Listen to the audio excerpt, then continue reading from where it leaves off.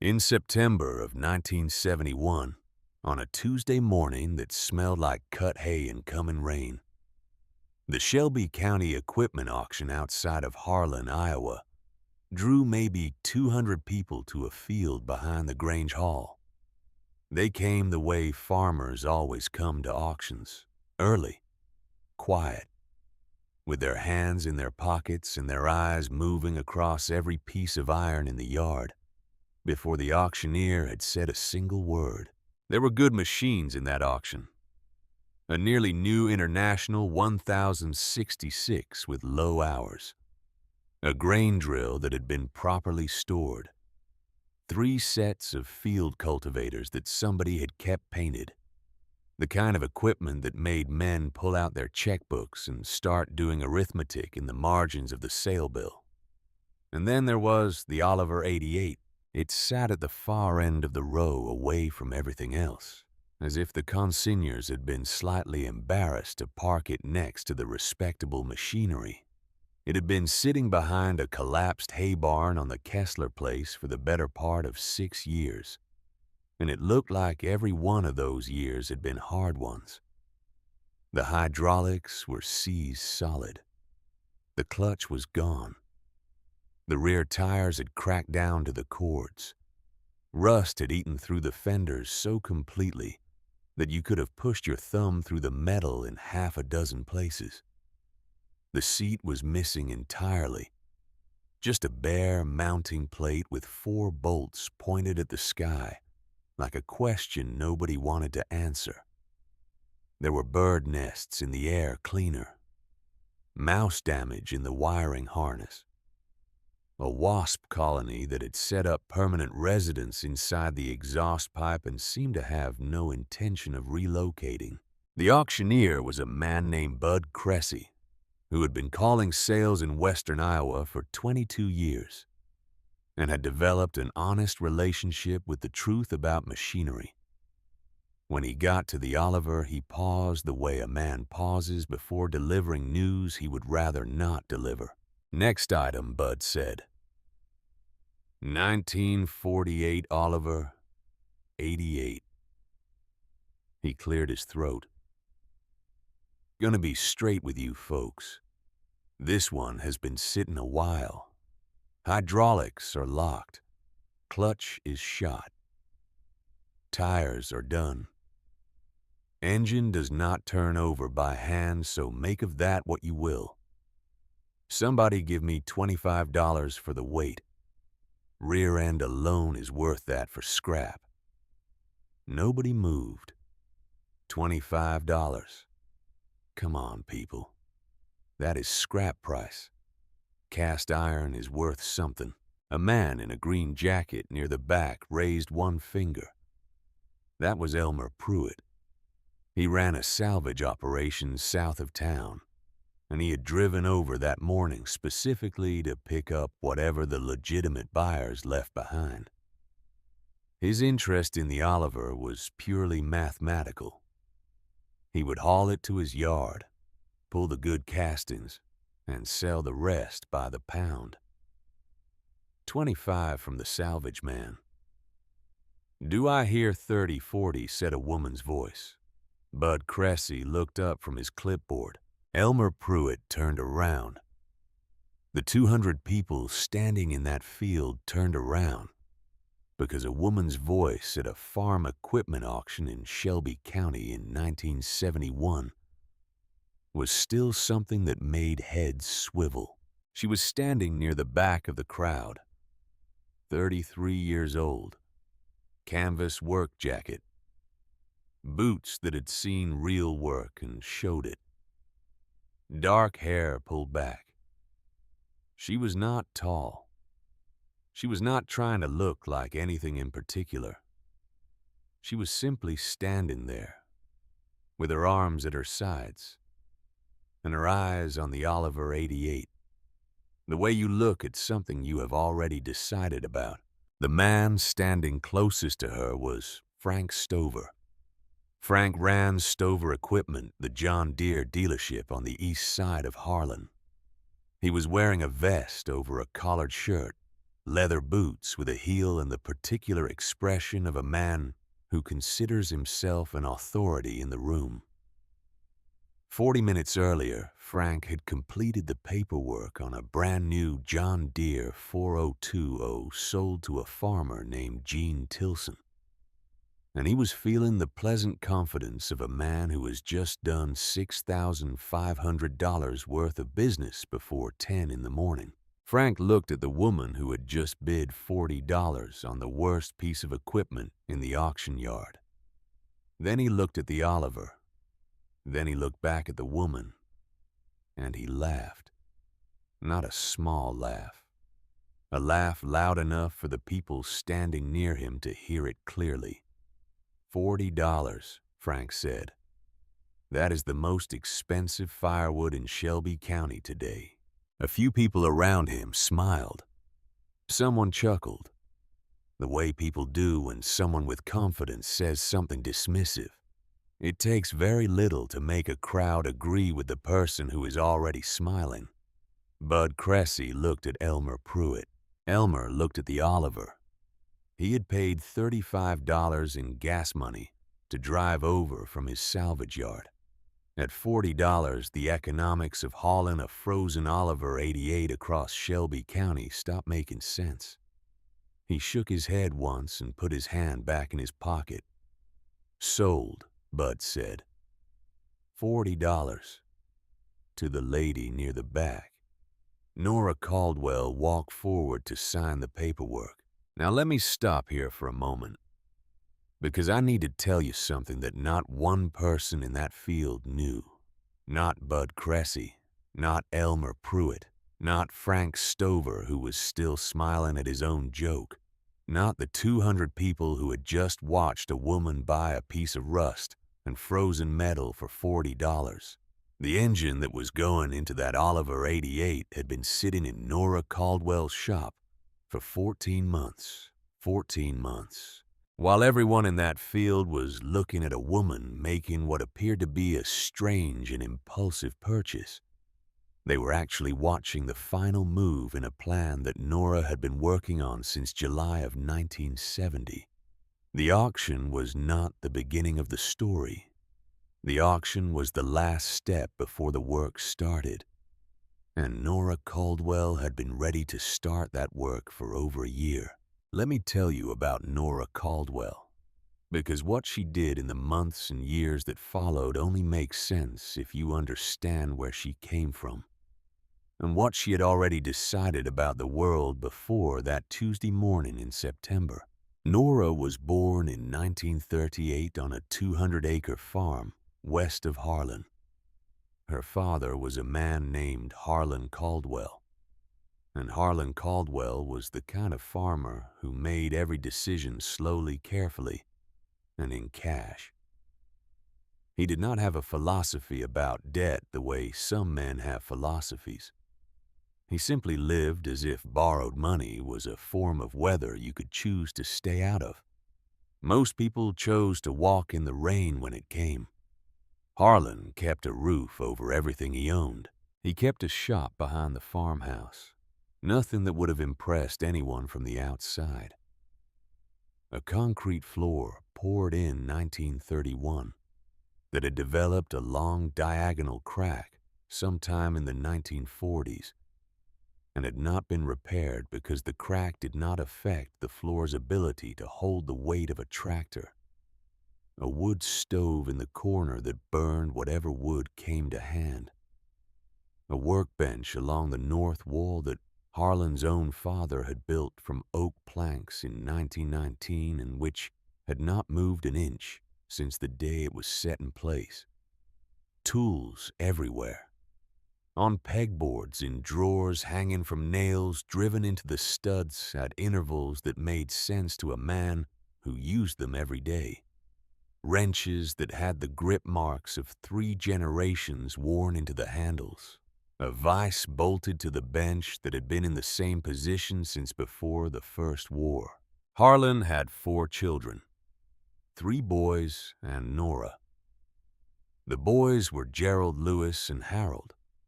All 3 worked the farm through high school. and all three found their way to town by their early 20s. Gerald went to the packing plant in Council Bluffs. Lewis spent time in the service. Harold took a job at a machine shop in Des Moines where he discovered that he preferred working on equipment that belonged to other people equipment he could hand back at the end of the day. Nora stayed, not because she had no other option. That part is important. In the summer of 1956, Nora Caldwell was 18 years old, and she had been accepted to the Teachers College in Cedar Falls. She had the grades for it. She had the letters of recommendation from teachers who meant every word they wrote. She had a suitcase packed and a bus ticket dated for the second week of August. And then Harlan's heart started causing trouble. The doctor in Harlan told him to slow down. Harlan told the doctor that slow and farming were two words that did not go comfortably together. The doctor wrote things in a file and looked at Harlan the way doctors look at farmers who are not going to listen. Harlan drove home and went back to work. Nora unpacked the suitcase. She put the bus ticket in the top drawer of the desk in the front room. She wrote a letter to the Teachers College explaining that her circumstances had changed and asking if she could defer her enrollment for 1 year. The college said yes. The following summer came and went. Harlan's heart was no better. Nora wrote another letter. The college said yes again with slightly less enthusiasm. The summer after that, she did not write a letter. She had understood by then that she was not deferring anything. She was making a decision. She just had not said it out loud yet. By 1960, when she was 22 years old, Nora was running the daily operation of the Caldwell farm, in everything except the paperwork that still had Harlan's name on it. The cattle chores were hers. The field decisions were hers. The maintenance schedule was hers.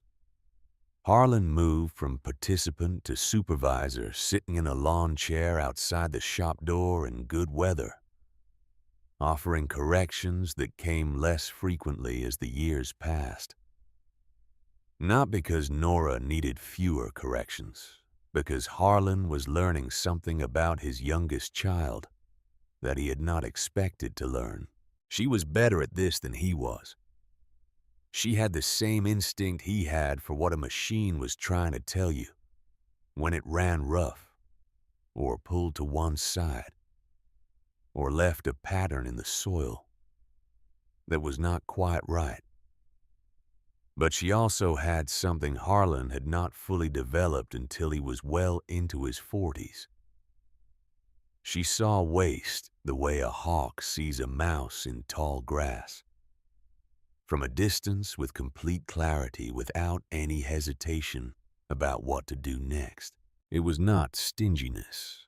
Harlan knew the difference between stingy and precise, and his daughter was precise. Every dollar that left the farm without earning its place was an offense to her. Not emotionally, practically.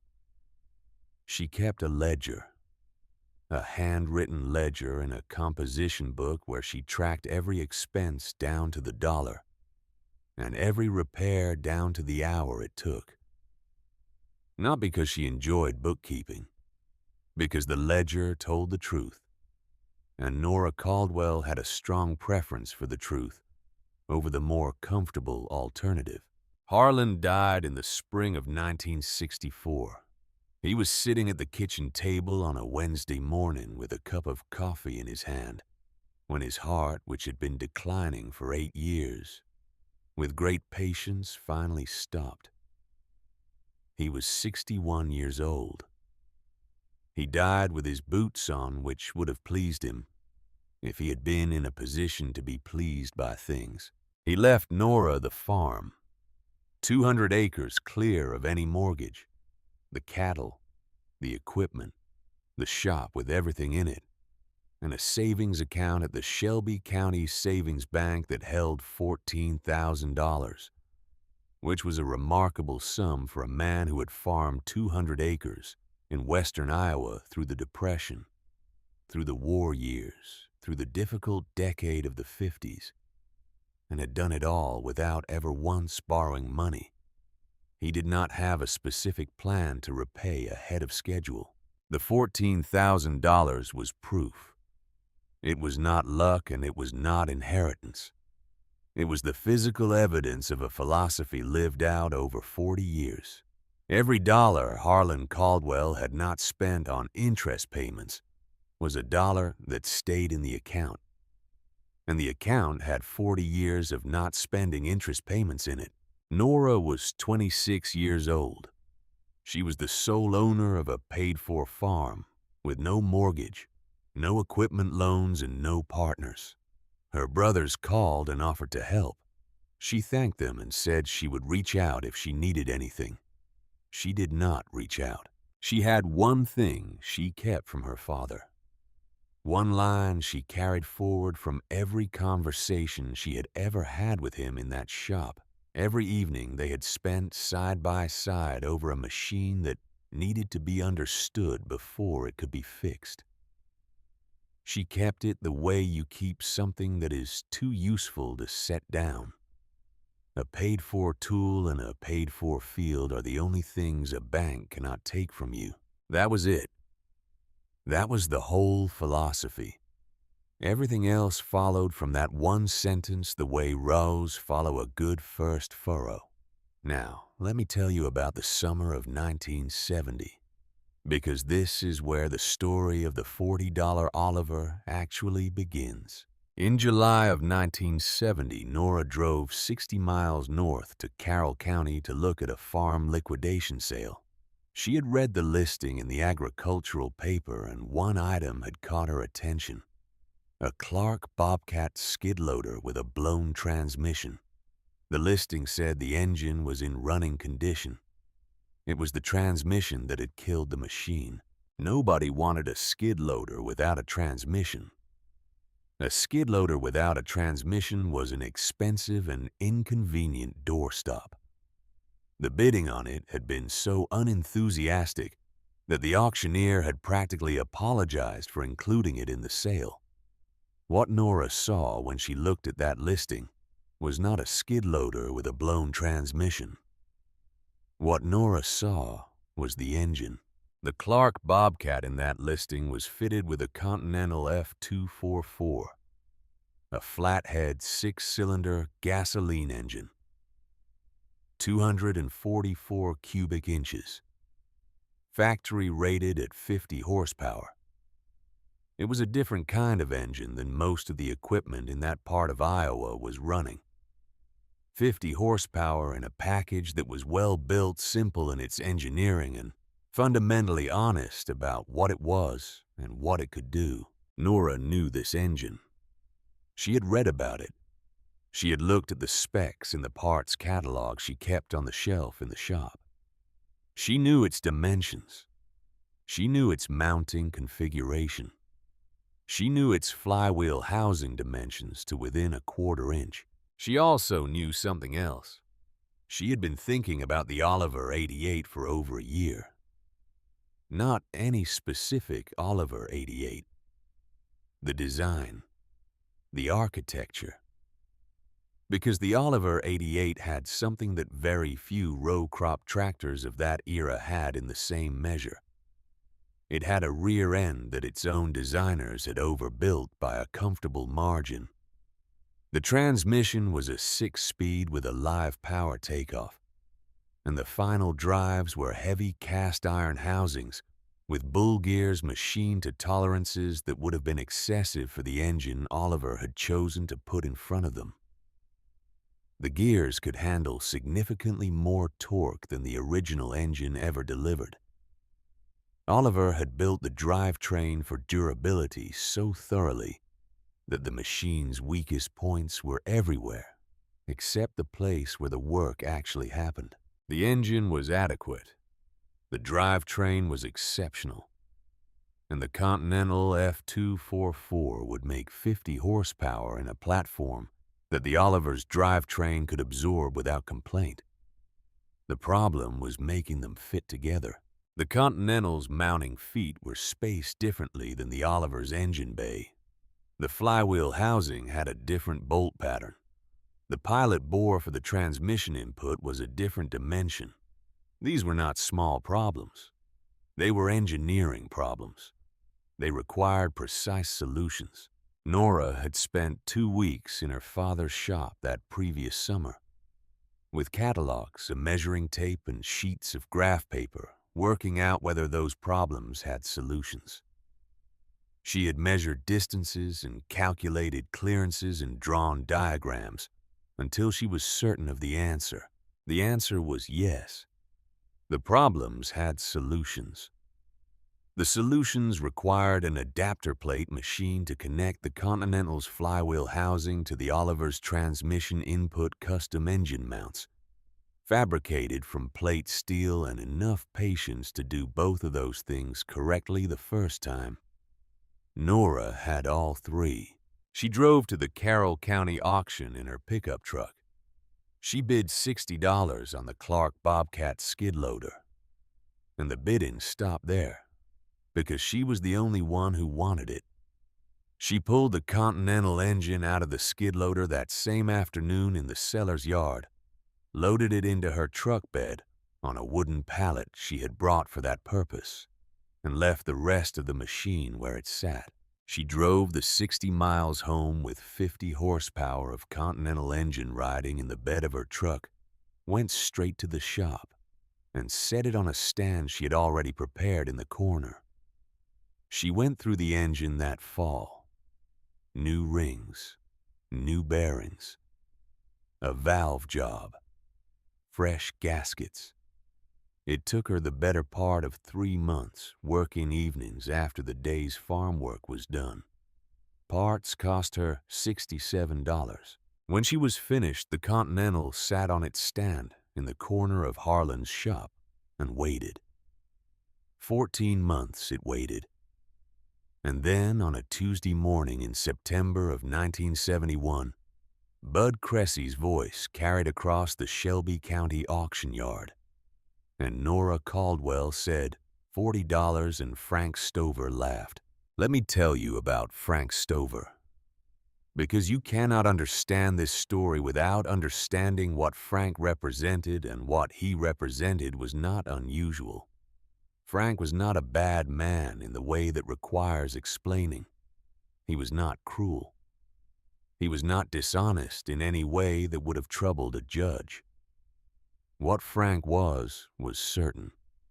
He was deeply, comfortably, performatively certain that he understood the direction things were moving, and that the direction things were moving was away from old iron and toward new iron, away from machines that you fixed yourself and toward machines that you brought to a dealer, away from the kind of farmer who kept equipment running with fabricated parts and borrowed tools, and toward the kind of farmer who signed financing agreements and took delivery of things that still had the shipping grease on them. Frank made his living from that certainty.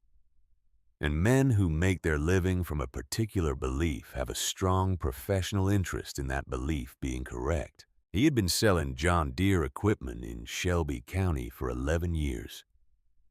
He knew every farmer in the county by name and by the size of his operation, and by the approximate state of his finances. He had a gift for understanding what a man wanted to hear about himself, which is the most useful gift a salesman can have. He could make a farmer feel like buying a new tractor was not a financial decision, but a statement about the kind of operation he was running and the kind of future he intended to build. The old iron is done, Frank would say. The farmer is still running M's and 88s. They are the ones selling out by the end of the decade. You can see it coming if you are willing to look. Men who heard this from Frank often nodded slowly the way men nod when someone has articulated something they were already afraid of. And then they would sit down with Frank and work out the numbers on a new 4020 or a new 4320. And the monthly payment would feel manageable in a way that the full price never quite did. And they would drive home in something new with the quiet anxiety that comes from having committed to something large. Gene Tilson had done exactly this that same morning. Gene farmed 400 acres to the north of the Caldwell place.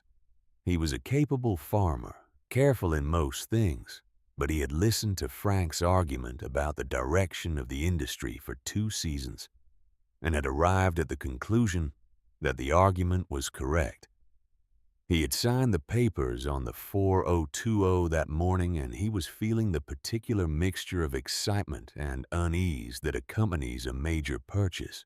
After the auction, as Nora's 2 brothers helped her winch the Oliver onto a borrowed trailer, Gene walked over and stood at the edge of the ramp and looked at what was being loaded.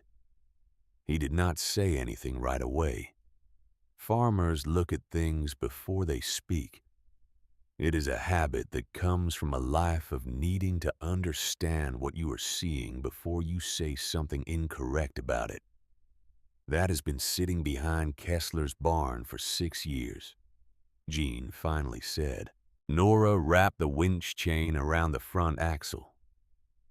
It has, she said. Gene looked at the frozen hydraulics, the cracked tires, the bare mountain plate where a seat used to be, the rust that had made the sheet metal look like something the earth was trying to reclaim. What are you going to do with it? Fix it. Gene thought about that for a moment, with what he said. It needs everything. Nora tightened the chain. Then I will fix everything, she said. Gene looked at her for a moment. Then he walked back to his truck. He was not mocking her. Gene Tilson was not a man who mocked people.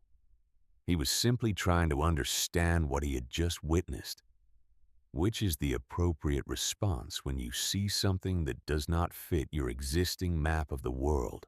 The borrowed trailer pulled out of the auction yard with the Oliver groaning on the deck. Metal settling against metal, the sound of a machine that had not moved under any power for the better part of 6 years. Frank Stover watched it go from across the yard. He had another customer to see that afternoon, a man in Minden who was thinking about a new disc chisel, and he had already moved on to thinking about that conversation. The story of the $40 Oliver reached the feed store by Thursday. It reached the co-op by Friday. It reached the diner on the highway by Saturday morning. And at every stop, the story added a detail or a laugh the way stories do when they travel through a county where people know each other well enough to enjoy the same jokes. Ruth Hadley bought the Oliver nobody wanted. A woman. Paid $40 for it. The one behind Kessler's barn, with the wasp nest in the exhaust. Bud practically apologized for listing it, and she still bought it. $40. For a pile of rust that hasn't moved since Johnson was president. The name in the story was wrong, but the story was right.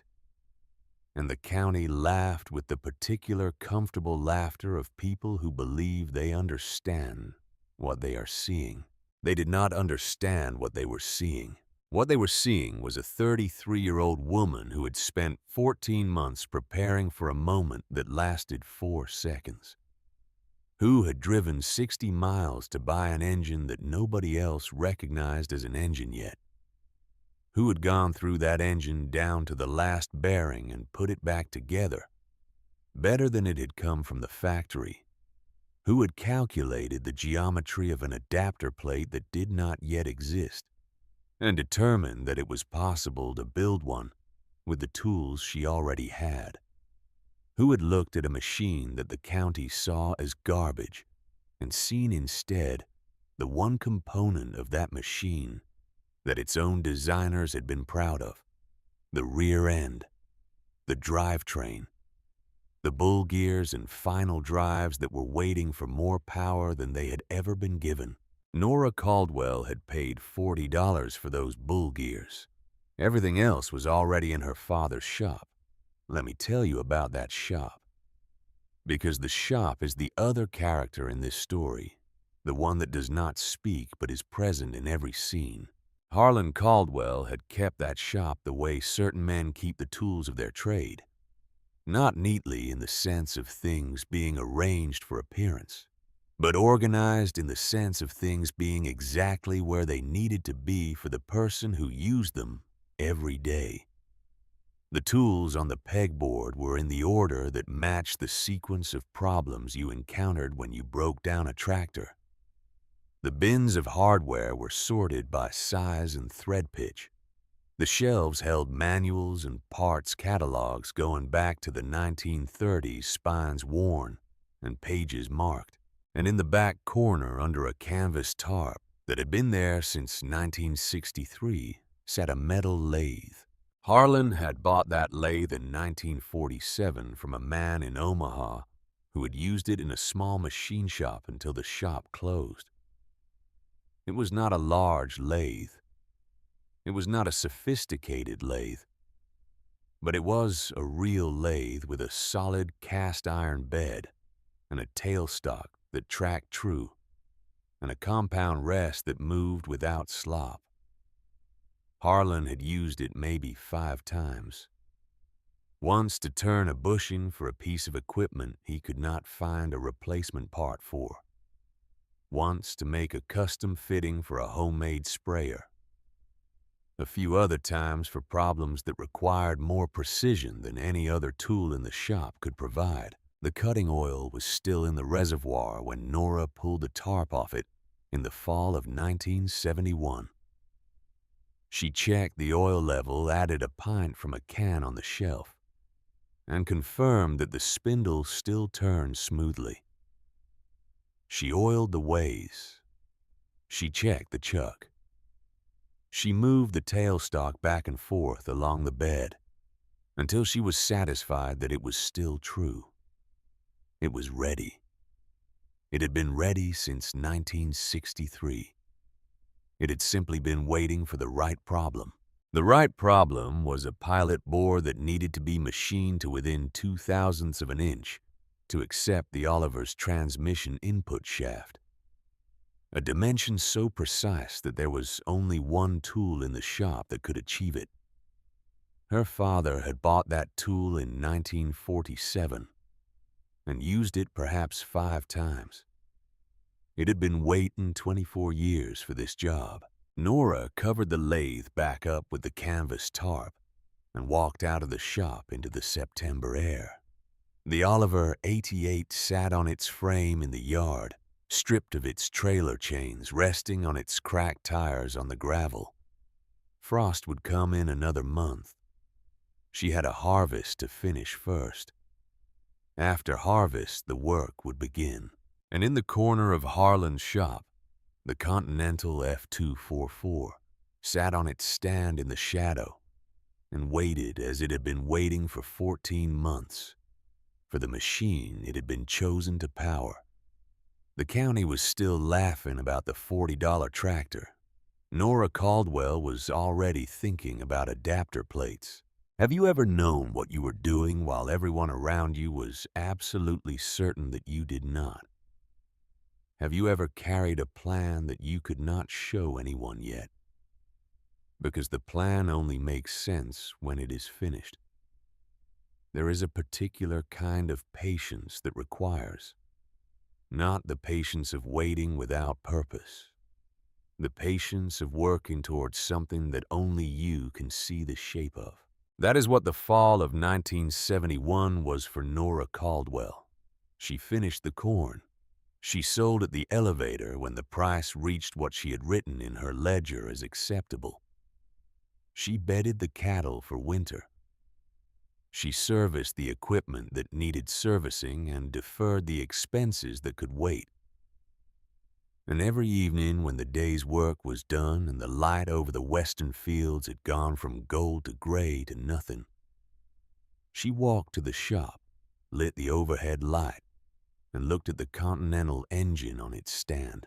She had one more month of farm work left, one more month before harvest was finished, and the cattle were settled, and the fields were put to rest for the winter. Then she would begin.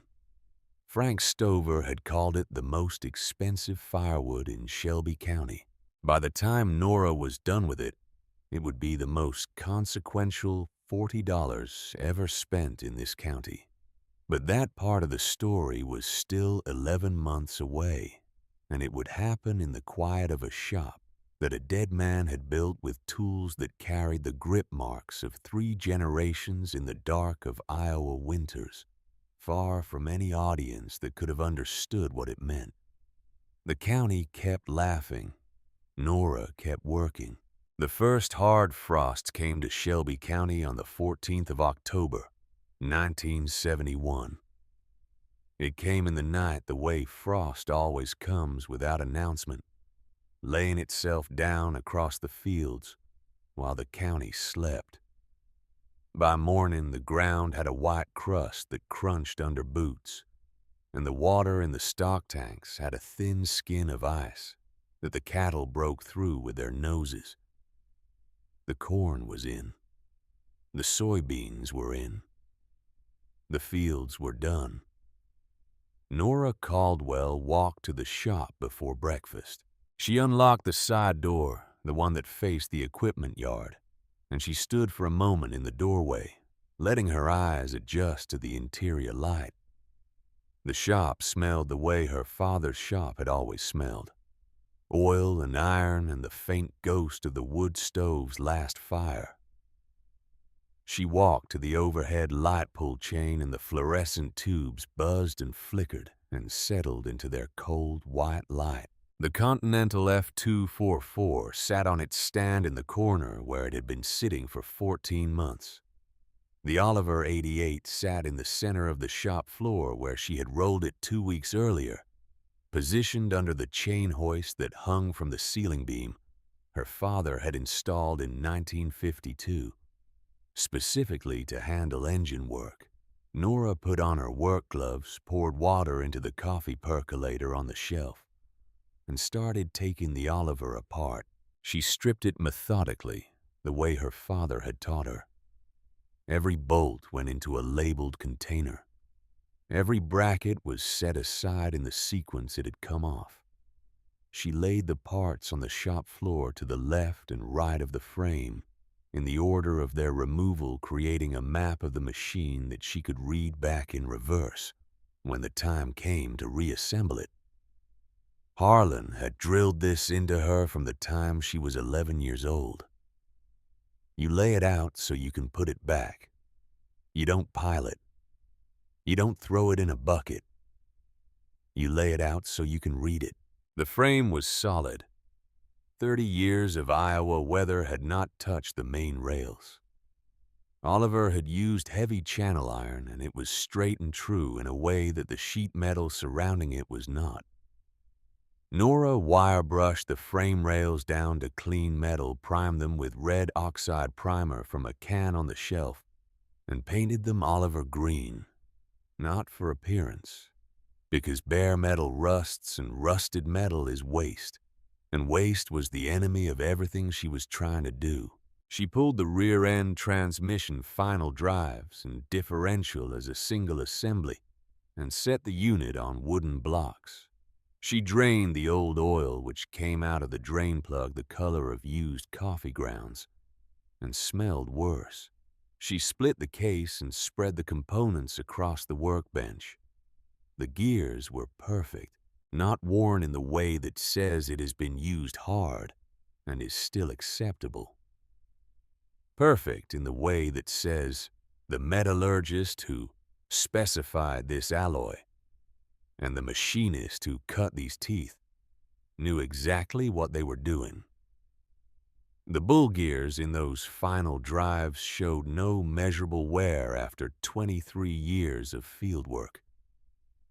The tooth faces were clean. The bearing surfaces were smooth. There was no pitting, no chipping, no scoring. Oliver had built this drivetrain to last longer than the tractor that surrounded it. And that is precisely what had happened. The sheet metal had rusted. The hydraulics had seized. The clutch had worn through. But the gears that actually did the work of turning power into motion through the Iowa soil had simply waited preserved in their original geometry for someone to give them more to do. Nora replaced the bearings $34 from the parts counter at the Napa in Harlan. She replaced the seals $12. She reassembled the transmission with fresh oil and set it aside. She ordered new clutch friction discs from an Oliver parts dealer in Minnesota, $28 plus freight. She rebuilt the hydraulic pump with a seal kit that cost $8 and an afternoon of careful work. She worked evenings. After the cattle were fed and the daily farm tasks were done, she changed into her shop clothes and went to work on the Oliver. Some evenings she had 3 hours. Some evenings she had 1. She did not hurry. Hurrying in a machine shop is how you make mistakes that cost you a season. December came. The wood stove in the corner of the shop worked steadily against the Iowa cold. The radio on the shelf played the evening farm report, and then whatever music the station chose to run after it. Nora worked in the light and warmth of the shop while the temperature outside dropped and the fields froze solid, and Shelby County settled into the particular silence of a Midwestern winter. And then she got to the adapter plate. Let me tell you what the adapter plate meant, because this is the piece that everything else depended on. The Continental F244 and the Oliver 88 drivetrain were not designed to work together. They were made by different companies in different eras for different purposes. Their mating surfaces did not align. The bolt patterns were different. The pilot bore dimensions were different. The flywheel housing faces were different geometries. To connect the Continental's output to the Oliver's transmission input, Nora needed to fabricate a plate of precise steel that would bridge those differences exactly. Not approximately. Not close enough. Exactly. A misaligned adapter plate would introduce angular error into the drivetrain. Angular error in a drivetrain means the transmission input shaft is running slightly off-center relative to the engine output. Running slightly off-center means the input bearing is taking a side load. It was never designed to take. A bearing taking a side load it was never designed to take will fail. Not immediately, but within a season of real field work, the bearing would go. And when the bearing went, it would take the transmission with it. And a destroyed transmission on a tractor in the middle of planting season is not a mechanical problem. It is a financial catastrophe. The adapter plate had to be right. Nora bought a piece of 1-inch steel plate from a surplus dealer in Omaha, $11 for a section large enough for her purposes. She brought it to the shop and set it on the workbench. She had her measurements. She had her diagrams. She had the Continental on its stand and the Oliver drivetrain on its blocks, and a measuring tape and a dial indicator that had belonged to her father. She marked out the bolt pattern for the Continental side with a scribe and a center punch. She marked out the bolt pattern for the Oliver side. She marked the center point for the pilot, bore the bore that would locate the plate precisely relative to both mating surfaces and which, if it was off by more than 0.02 of an inch, would introduce the angular error that would destroy the transmission. She drilled the bolt holes on her father's drill press, working carefully through each one. The drill press was not a machinist's tool. It was a farmer's drill press, adequate for most purposes, but not built for the kind of precision that the pilot bore required. The bolt holes were fine. The bolt holes had tolerance to spare. But the pilot bore was a different matter. That was the lathe's job. Nora had never operated the lathe professionally. She had watched her father use it perhaps a dozen times over the years. And she had used it herself twice once, as a teenager when Harlan had let her turn a practice piece to understand the tool, and once in her late 20s when she had needed to make a custom bushing, and had worked through the process slowly and carefully and gotten it right on the third attempt. She had 2 months of winter evenings to get this right. She started with the setup. She mounted the adapter plate blank in the 4-jaw chuck, indicating it true with the dial indicator, until the center point she had marked was running within 0.5 thousandth. She checked the tailstock alignment. She checked the compound rest backlash. She oiled the ways and moved the carriage back and forth until she was satisfied that the machine was telling her the truth. Then she started cutting. She roughed the bore in steps, taking conservative cuts, measuring after each pass, letting the plate cool between cuts, so the heat of the cutting did not expand the metal and give her a false reading. She was boring toward a final dimension that she could not exceed. You can always take more material off. You cannot put it back. On the third evening of lathe work, after 3 hours of careful cutting, she took a measurement and got a number that was 0.003 larger than the number she had gotten an hour earlier from the same surface. She set down the micrometer. She looked at the plate in the chuck.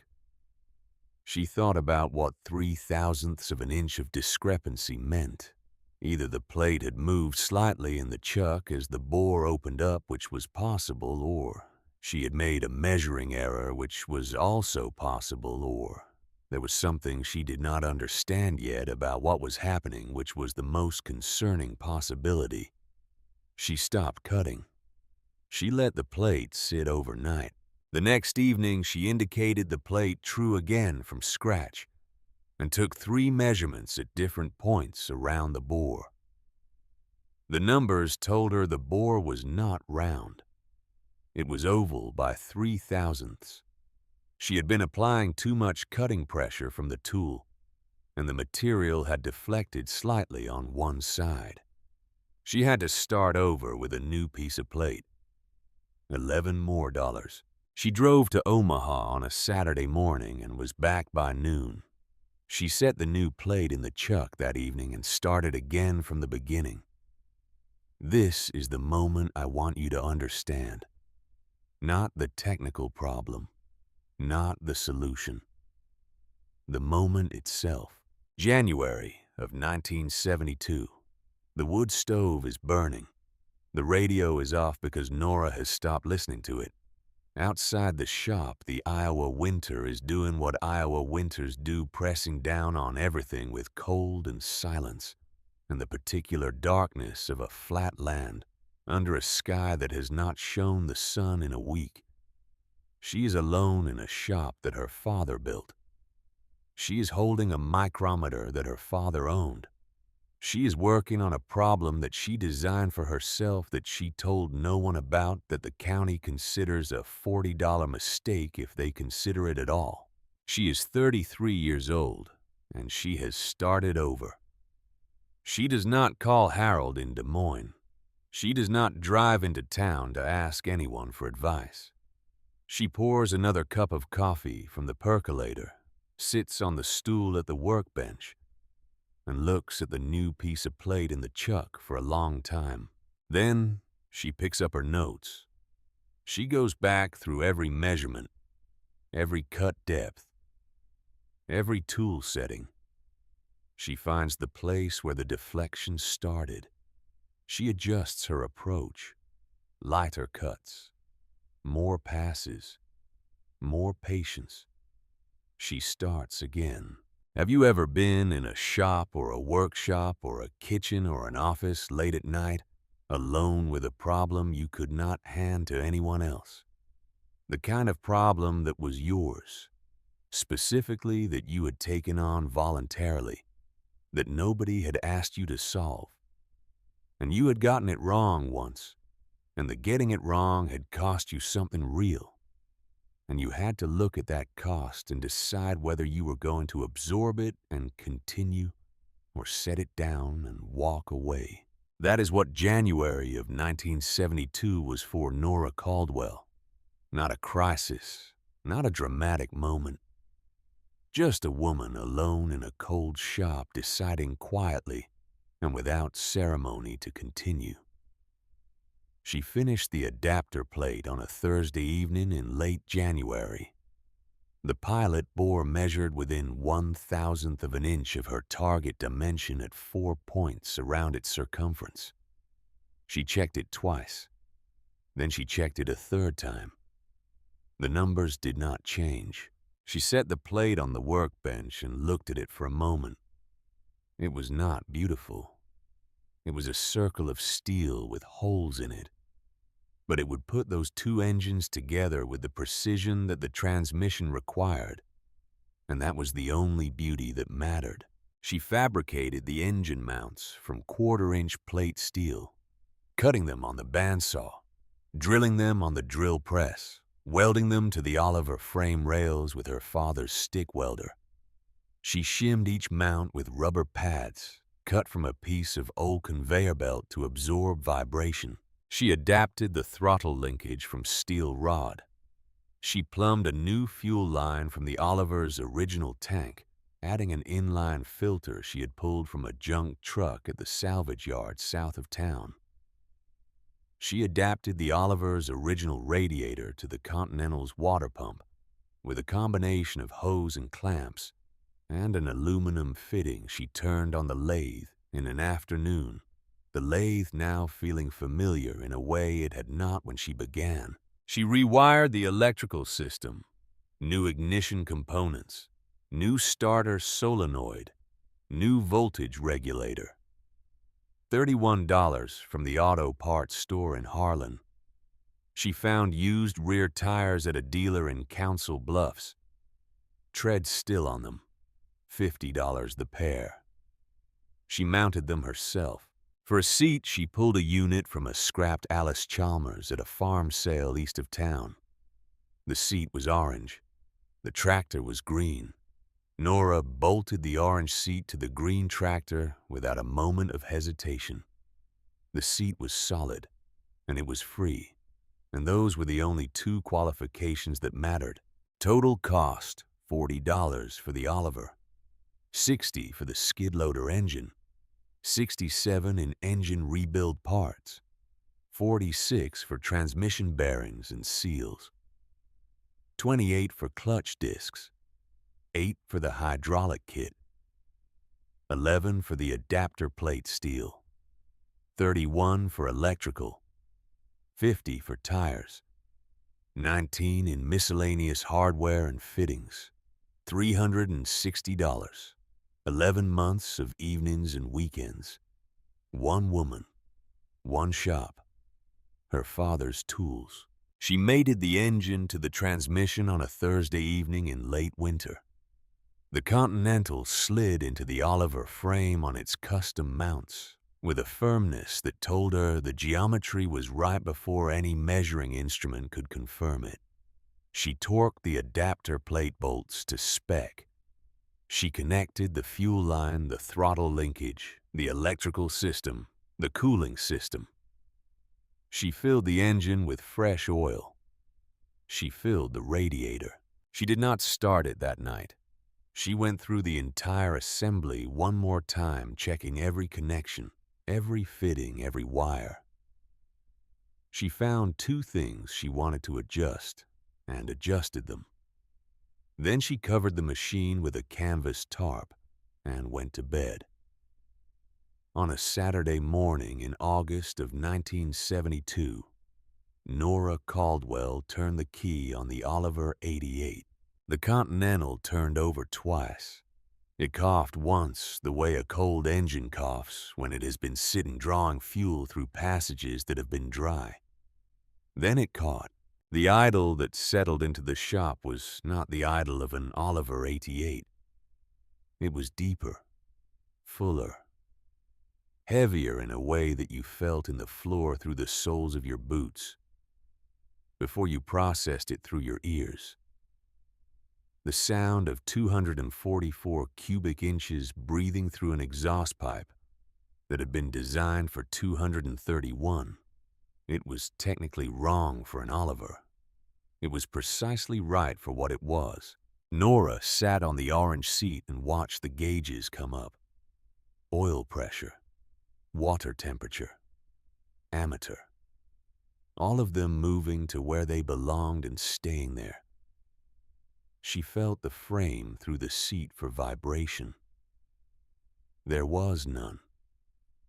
The adapter plate was true.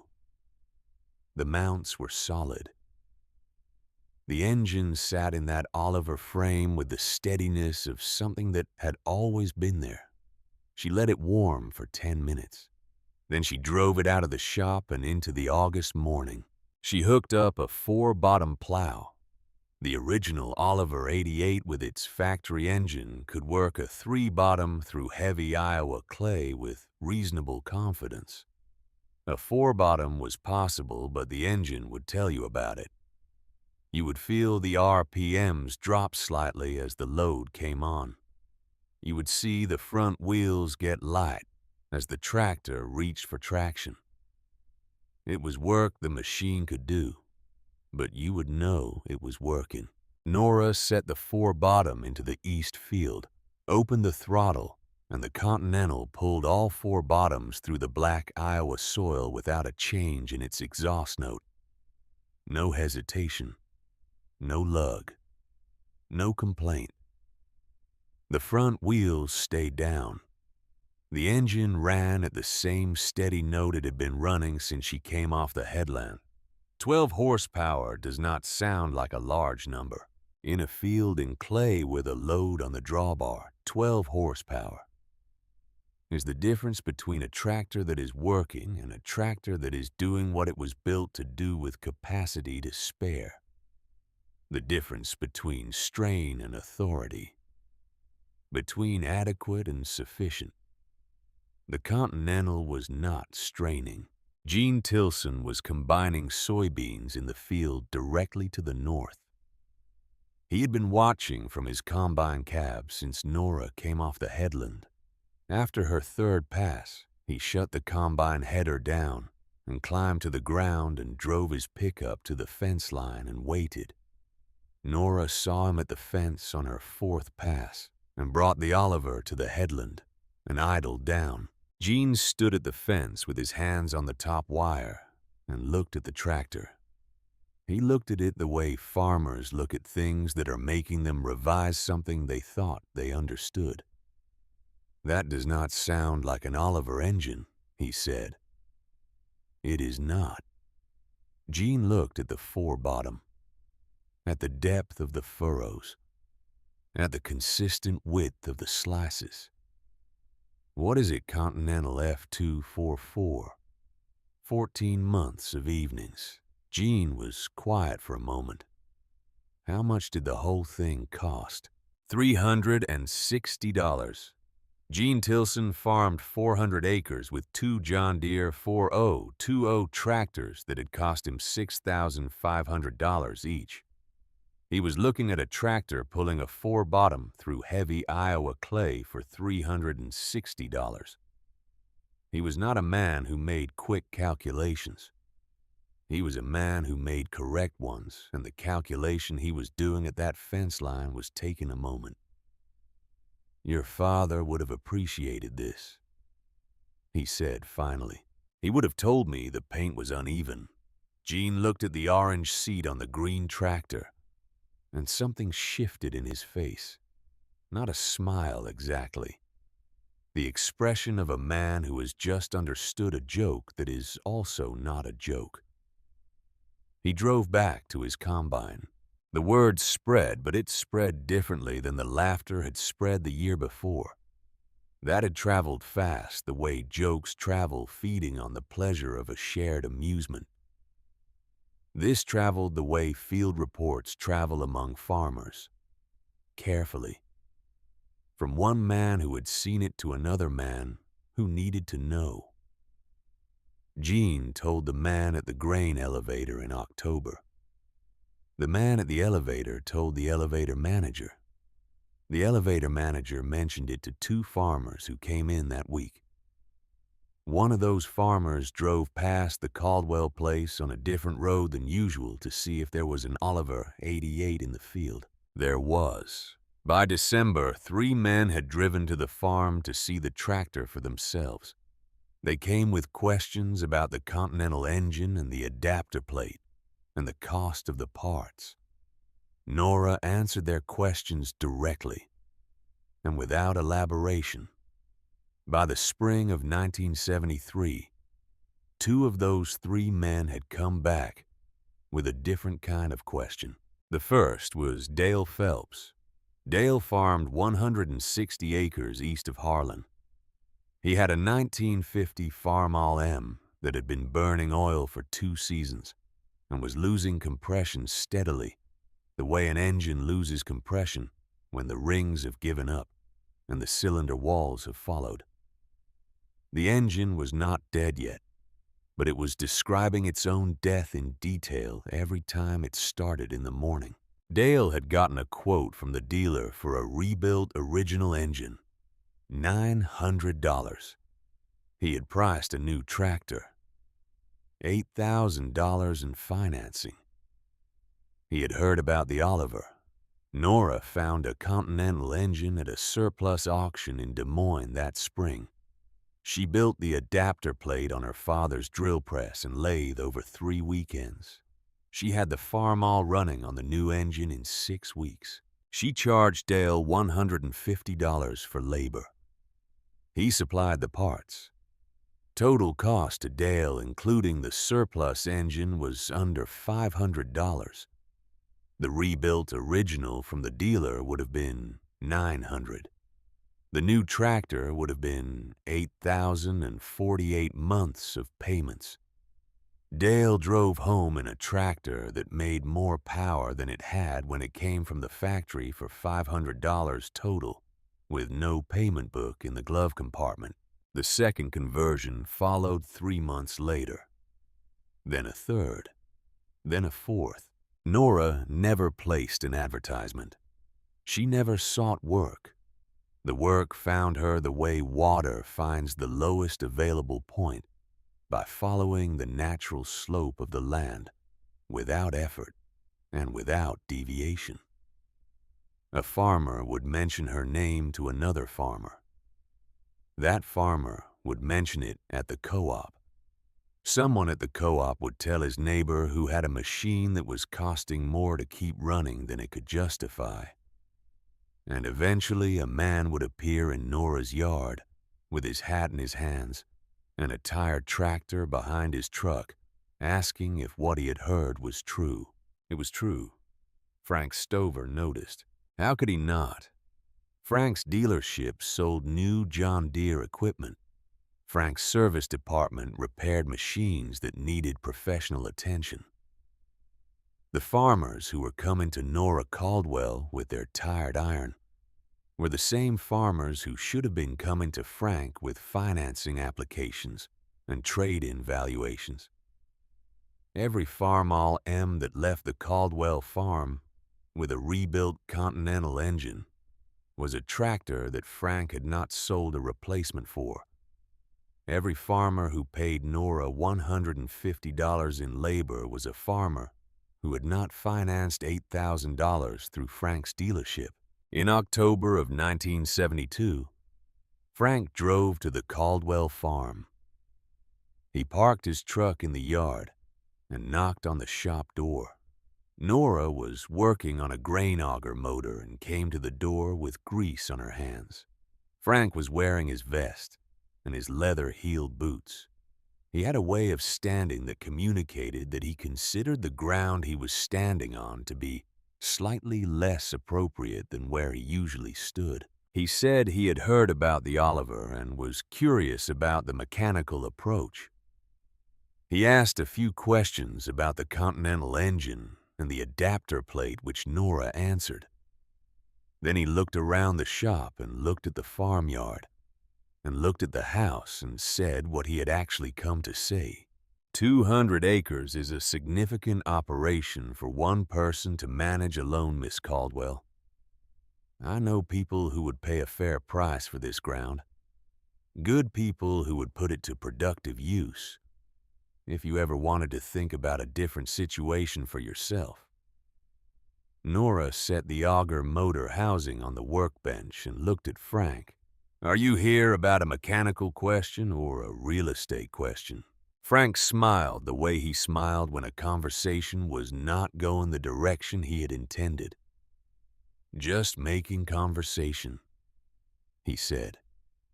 The gate is behind you, Nora said. She picked up the auger motor and went back to work.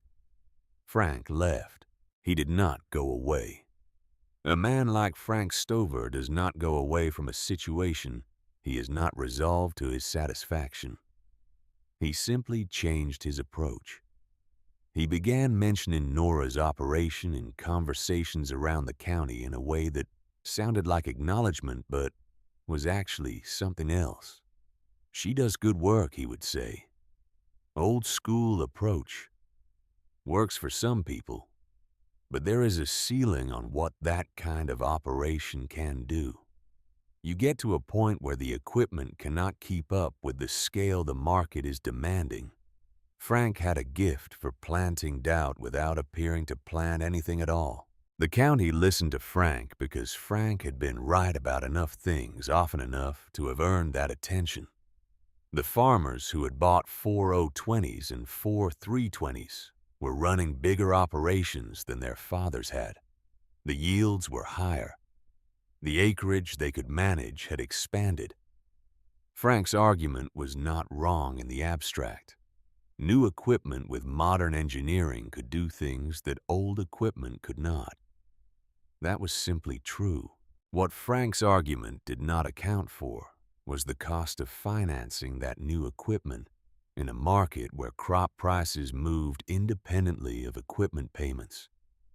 What the argument did not account for was what happened when the crop price dropped and the payment did not. But in 1974 and 1975 and 1976, with corn at $3.20 a bushel, and the expansion years of the early 70s still feeling recent, Frank's argument had the comfort of recent evidence behind it, and Nora Caldwell's approach looked like it might simply be the stubbornness of a woman who had grown up in a particular kind of household and had not yet been shown why that household's way of doing things had limits. The summer of 1979 was the Chickasaw County Fair. Frank had arranged a demonstration of the new John Deere 4440 at the fairgrounds, a machine that represented the current state of what John Deere believed a modern tractor should be. It was a large, clean, powerful piece of equipment, and Frank had brought it to the fair because a fair is the right place to show things to the maximum number of people at once. The 4440 ran through a demonstration pull on the fairgrounds with 5 plow bottoms through ground that had been prepared for the purpose. It was an impressive demonstration. The machine was capable, and it looked like what a capable machine was supposed to look like in 1979. The crowd watched, and several men asked questions, and Frank answered them with the fluency of a man who had been answering these questions for nearly 2 decades. Nora was in the crowd. She had come to the fair for other reasons, and had walked past the demonstration area and stopped as you stop when something occupies the space you are walking through. Frank saw her. "Miss Caldwell," he said. He said it loudly enough for the people around them to hear. Still running that $40 experiment, Nora looked at the 4440, at its size, at its paint, at the way it sat in the fairground light like an advertisement for itself. How many payments left on it? Frank. Frank smiled his dealership smile, the one that was designed to make the person across from him feel that the question they had just asked was slightly beside the point. He did not answer. Gene Tilson was standing 6 feet away. He heard every word. He looked at Frank, and then he looked at Nora, and then he looked at the 4440. He had been making payments on his own. $4,020 for 7 years. He had 17 months left. He had not slept well in the spring of 1977, when corn dropped to $2.40, and the payment had not dropped with it. He understood the question Nora had asked in a way that Frank apparently did not want to engage with publicly. The fair crowd moved on to other attractions. Nora walked back to where she had parked her truck. The years between 1972 and 1981 were the years of building. Nora farmed her 200 acres in rotation corn and beans the way the county had always farmed, and she ran 30 head of cattle on the grass ground. Her yields were middle of the county average. Her costs were the lowest in the county by a margin that she tracked in her ledger every season and that she did not discuss with anyone. She put money away every year. $7,000 in a good year. $4,000 in a bad one. Not a fortune. Not even a large number relative to the scale of operations that Frank Stover's customers were running, but consistent. Present in the bank account the way water is present in a well that is properly dug. Always there when you need it. By 1981, the account had $91,000 in it. Then the weather changed. Not the actual weather, though, that changed too. The financial weather. The kind of weather that builds for years before it arrives, and that announces itself not with a single storm, but with a series of smaller events that are easy to explain individually and devastating in aggregate. Interest rates climbed through 1980 and into 1981. They did not stop at a place that felt temporary. They went to 18% and stayed. They went to 20%. The Federal Reserve was fighting inflation with the instrument it had, and the instrument it had was the price of borrowing money, and it used that instrument without apology. For farmers who had financed equipment and land at the rates of the early 70s and were now refinancing or carrying variable rate debt, the numbers stopped making sense in ways that were not recoverable by working harder or planting more acres. Corn dropped below $2 a bushel in 1982. Nora looked at the number in the grain elevator printout and looked at her ledger and looked at the number in her bank account and understood what was happening and what was going to happen over the next several years. She had lived on the thin edge of agriculture her entire adult life. She knew the arithmetic of farming at a molecular level. She knew that a farm operation built on borrowed money at 18% interest was not a question of whether it would fail. It was a question of when. Shelby County lost 11 farms between 1982 and 1987. 11 families, some of them 3 and 4 generations on the same ground. Gone. The banks did not want to foreclose. Foreclosure is not profitable for a bank, particularly when the land values have fallen by half, and the asset the bank takes possession of is worth less than the loan it secures. But a bank that has loaned money has a legal obligation to the money. And when the borrower cannot service the debt, the legal process begins regardless of anyone's preferences. Nora watched from a distance. She watched the auction notices appear in the paper. She watched neighbors she had known her entire life pack their families into trucks and leave farms that their grandparents had broken from prairie sod. She did not feel satisfaction. She did not feel vindicated. She felt the particular grief of watching something you understood be destroyed by something that was also in its own way understandable. She kept working. The Continental kept running. The Oliver kept turning the Iowa ground. In March of 1984, Jean Tilson called her on a Sunday morning. "You need to drive past Stover Equipment today," Jean said. Nora drove past Stover Equipment that afternoon on her way back from the feed store. The parking lot that had held demonstration tractors and the particular gleam of new paint was empty. The lights in the showroom were off. On the glass door there was a notice. It was a legal notice, the kind that a county clerk files and a process server tapes to a glass surface when the paperwork has reached the stage that requires public posting.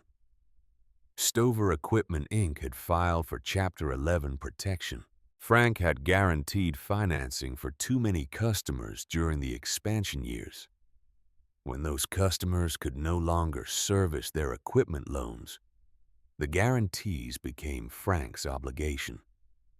Frank had built his dealership on the assumption that the market conditions of the early 70s were the permanent conditions of the future. They were not.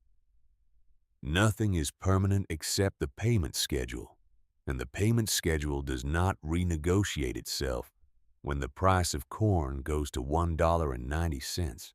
Nora sat in her truck in the parking lot of the closed dealership and looked at the notice on the door.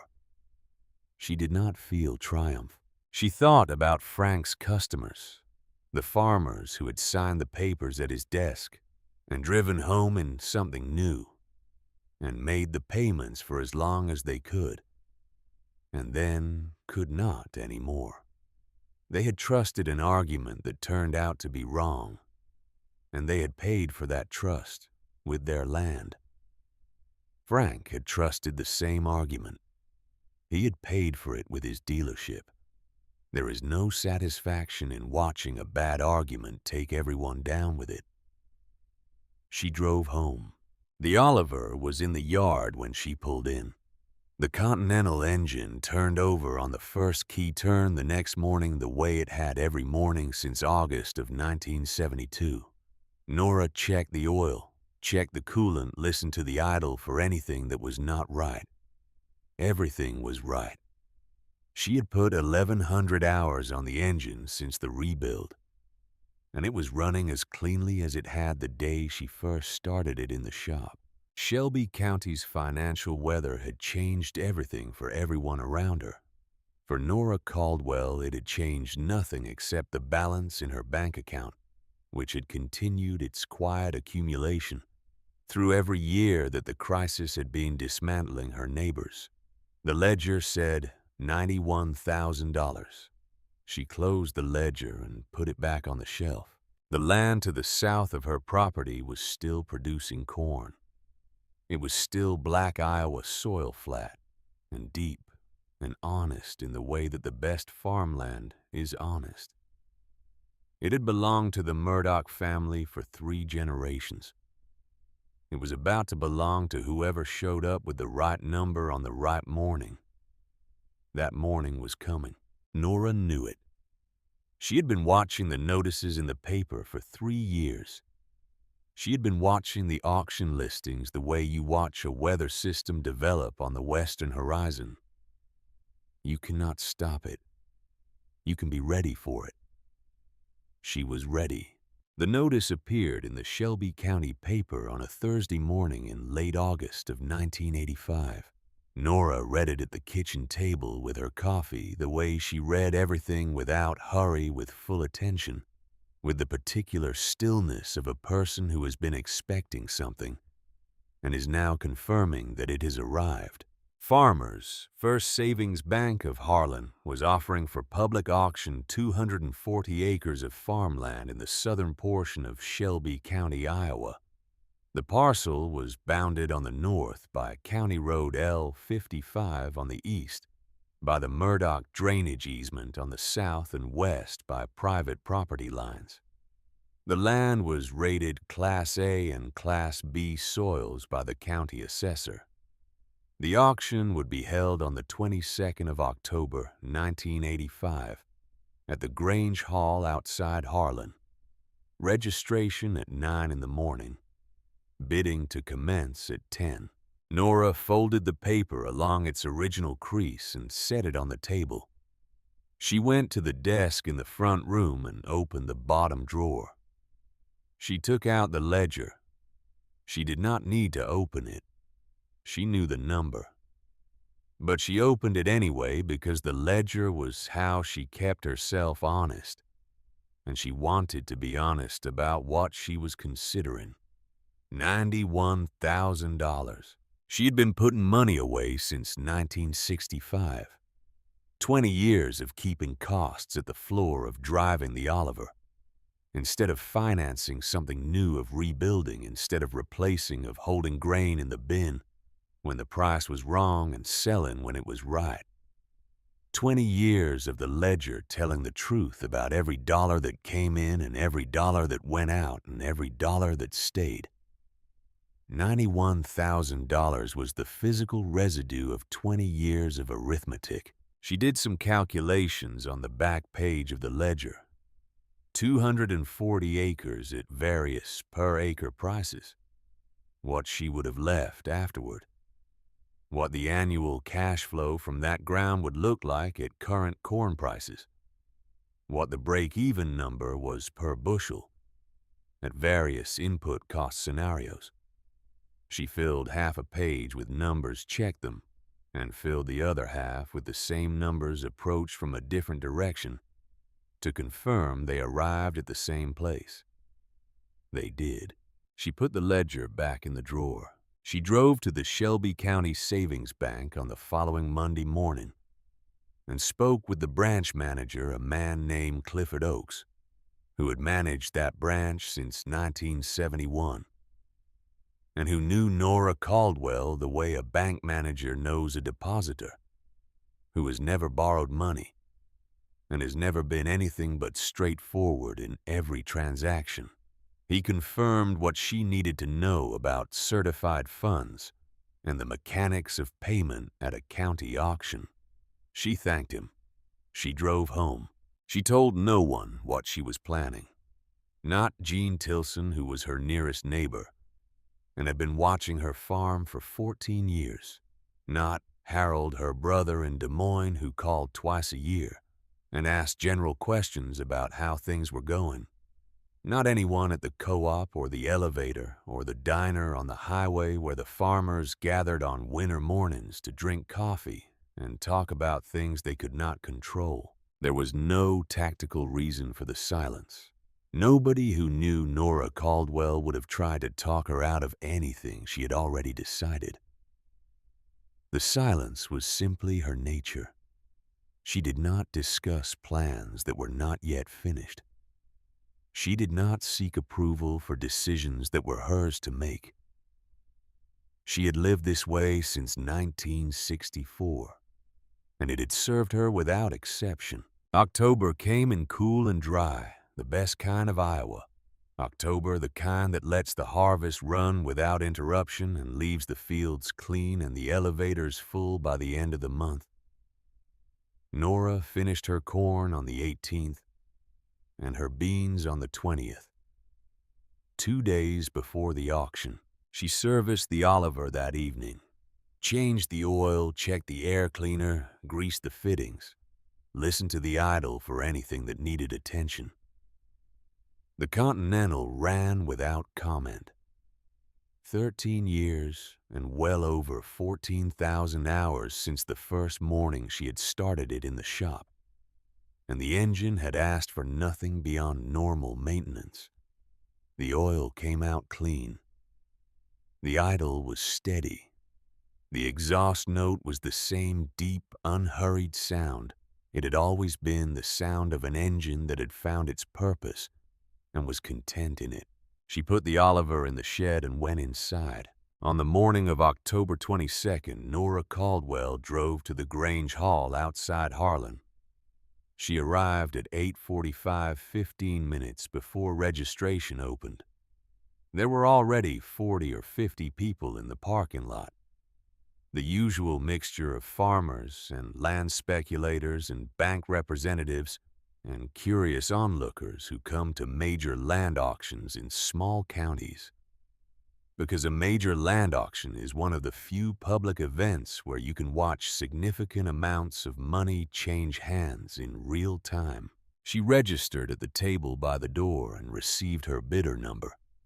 She found a place to stand along the left wall of the main room, neither near the front nor at the back, just inside the clear sight line of the auctioneer's platform. She put her hands in the pockets of her canvas work jacket and waited. The room filled. By 10 o'clock, there were perhaps 120 people present, which was a substantial turnout for a county auction. But 240 acres of Class A and Class B soil in Shelby County was the kind of asset that drew serious attention from serious money. Several of the men in the room were not farmers. They were dressed in a way that was almost right for a farm auction, but not quite. The shoes were wrong. The fit of the clothing was wrong in the way that clothing is wrong when it has been chosen by someone who does not wear it regularly. These were investors or their representatives, men from Des Moines or Kansas City or Chicago, who followed the agricultural press and understood that distressed land in the Iowa river bottoms was a generational buying opportunity when the prices were right. In the back right corner of the room, standing slightly apart from the main crowd, was Frank Stover. Nora noticed him immediately. She had not expected him to be there, which was a failure of imagination on her part. Of course, Frank was there. Frank had spent 20 years in Shelby County agricultural commerce. He knew every piece of land in the county by its productivity rating and its drainage characteristics, and its relationship to the broader parcel geometries of the surrounding operations. He knew the Murdoch ground specifically, because he had tried to buy it himself in 1979 through an investment arrangement with a partner in Ames, a deal that had fallen through for reasons that were no longer relevant. Frank had filed his bankruptcy and reorganized his personal finances and was now operating as a private agricultural investor rather than a dealership owner. He was older. The vest was gone. He wore a regular jacket and work boots that were newer than a farmer's but older than an investor's. The confidence was still there, but it was quieter now, shaped by the years since the closed dealership and the notice on the glass door. A man who has been loudly wrong about something important carries himself differently afterward. Not defeated, but recalibrated. He saw Nora when she registered. He looked at her the way you look at someone you have a complicated history with, and then he looked away. Bud Cressy was not calling this auction. Bud had retired from the circuit in 1983. The auctioneer was a younger man named Harv Pelton, who had been doing Shelby County sales for 8 years and had a clean, efficient style that moved things along without unnecessary theater. He called the auction to order at 10:02 and read the legal description of the parcel and the terms of sale, cash or certified funds, closing within 30 days of acceptance. The bank had clear title. Any questions before bidding commenced? There were no questions. Opening bid, Harv said, "I am looking for $400 per acre. 240 acres at $400 is $96,000. Who wants to start us at 400? The room was quiet. 400 is the assessed value, Harv said. I know what the market has done. I am just opening the conversation. 400 from anyone. The room stayed quiet. The silence was not reluctance. It was strategy. In a distressed land auction in 1985, showing your number first was showing your hand, and experienced buyers did not show their hands in the first 30 seconds. 350, Harv said. Let us be reasonable. 350 per acre. A man near the front raised a card. He was one of the investors from the Chicago group. A heavy-set man in a jacket that was slightly too warm for the room. 350. 375, Harv said. Do I hear 375? The room moved. 2 more cards went up in quick sequence and then settled back to the Chicago man, and one other bidder, a local farmer from the northeastern part of the county, who wanted the drainage access more than the ground itself.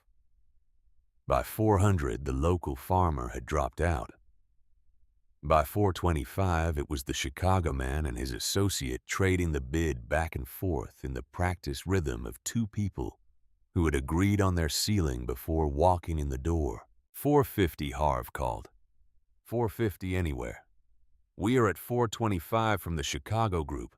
Nora said 450. It was not a loud voice. It did not need to be. The room was already quiet with the specific attention that forms around serious bidding, and her voice carried to every corner without effort. The Chicago man turned around. He saw the woman in the canvas work jacket standing along the left wall. He looked at his associate.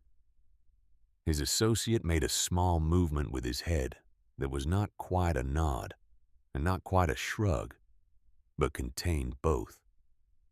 475, the Chicago man said. 500, Nora said. The room had gone completely still. Not the polite quiet of an auction in progress, but the deep attention of a room that understands it, is watching something it will be talking about for years. Frank Stover in the back right corner had straightened up from the wall he had been leaning against. He was watching Nora with an expression that had moved past surprise into something more complex. The Chicago man spoke quietly with his associate.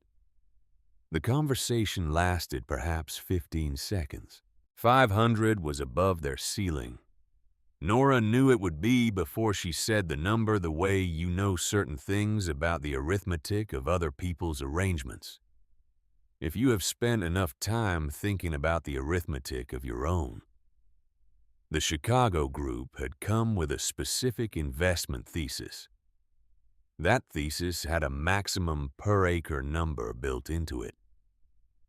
The thesis did not survive the Iowa soil at $500 per acre in 1985, with corn under $2 a bushel. A farmer who owned the land outright and had no financing costs could make $500 per acre work. An investor carrying any cost of capital at all could not. The Chicago man shook his head at his associate. The associate lowered his card. Harv Pelton looked around the room. He waited the appropriate time. $500 per acre. I have 500 from the bidder on the left wall. Do I hear 525? 510. 501. Anybody? Nobody. Sold, Harv said. 240 acres, Shelby County, to the bidder on the left wall for $500 per acre. That is $120,000. Method of payment. Certified funds, Nora said. I have the check with me. She had gone to the bank on the previous Friday and obtained a cashier's check for $120,000. She had the additional funds in her account to cover the amount above her running balance. She had arranged this 3 weeks before the auction, on the same day she completed her calculations in the back of the ledger. She had not told anyone, not because it was a secret, because it was simply not finished yet, and she did not discuss things that were not finished. She walked to the auctioneer's table and presented the check. Harv Pelton looked at the check and looked at Nora, and looked back at the check with the expression of a man confirming that what he is seeing is what he thinks he is seeing. He handed the check to the bank representative at the table. The bank representative examined it. He nodded. The paperwork took 20 minutes. When Nora walked back toward the door with her copy of the sale agreement, the room was doing what rooms do after they have witnessed something that requires processing.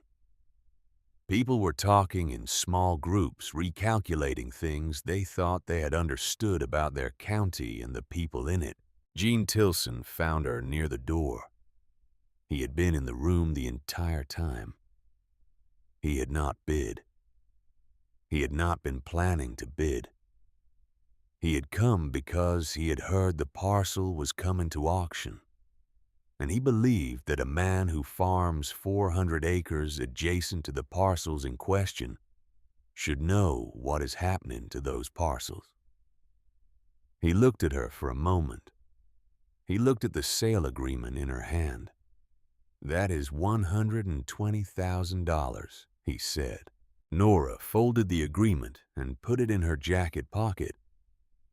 "That is 14 years of not making payments, Gene." Gene took his cap off and held it in both hands, the way men hold their caps when they are thinking about something that deserves the full weight of their attention. "You have been building toward this since the Oliver." "I have been building toward this since my father died," Nora said. The Oliver was just the place where the arithmetic started making sense to other people. Gene put his cap back on. "The land to the south is yours now." "It is." "Your father knew this was how it worked. He knew that a paid-for tractor and a paid-for field are the only things a bank cannot take from you. The rest follows from that if you pay attention long enough." They stood there for a moment, two farmers in a room that was thinning out around them. The Chicago group already heading for the parking lot, and their vehicles with out-of-state plates. The local farmers moving in clusters toward the door. Gene said, "I sold one of the 4020s last year." "I know," Nora said. "Made a payment with it." "I know. Should have listened to you in 1971. You weren't wrong about the machine, Gene. You were wrong about the payment. There is a difference." Gene nodded. It was the nod of a man who has understood something in full for the first time, even though he has been approaching it from various angles for many years. He walked to his truck. Frank Stover waited until the room had cleared to approach Nora. He came across the emptied floor with a deliberateness that said he had decided to have this conversation and was going to have it regardless of any awkwardness. He stopped a few feet away. He looked older than she remembered him looking, though she had seen him at various distances around the county over the years since the dealership closed. The confidence that had once filled every room he entered had been replaced by something more considered. Not absence of confidence, calibrated confidence. The kind that survives being wrong about something major and comes out the other side having learned to measure itself more carefully. "I was wrong about you," Frank said. 3 words, no performance in them, no request for anything. Nora looked at him. She had thought about this moment in the abstract over the years, not obsessively, but occasionally, the way you sometimes think about conversations that have not happened yet. and consider what they might contain. "I know," she said. She extended her hand. Frank shook it. The handshake lasted the appropriate time for two people who had been adversaries for 14 years, and were now simply two people standing in an emptied room after a significant transaction. Frank picked up his jacket from the chair he had draped it over and walked to the door. He pushed it open and the October light came in for a moment, and then the door closed and he was gone. Nora never saw Frank Stover again. Not because anything ended badly. Nothing ended badly. Two people had approached the same landscape from opposite directions and arrived at different destinations. And on one October morning in 1985, had stood in the same room and acknowledged that the journey was over, and the results were what they were. Frank went on to other things in other places. Nora went on to the same things in the same place, which was precisely the point.